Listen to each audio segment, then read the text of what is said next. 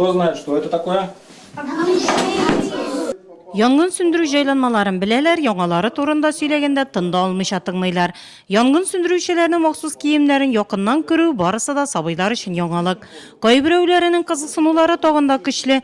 Янгын сөндірушілер каскасын киеп карыйлар, үзләрендә бу һөнәргә карата мәхәббәт уянырга да өлгергән. Мне понравилось, как меня сфоткали и как мне показали пожарную машину.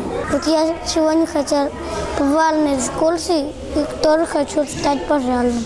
Ну, для работы пожарных, ну как там одевать, и вот там дышать там можно, и как правильно тушить пожар.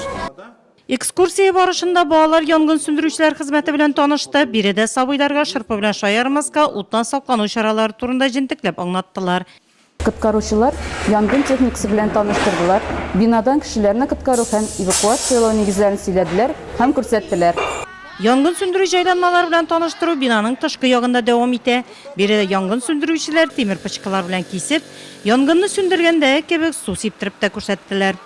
Бүген biz bu пожар сөндерү бүлегенә беренче тапкыр килдек.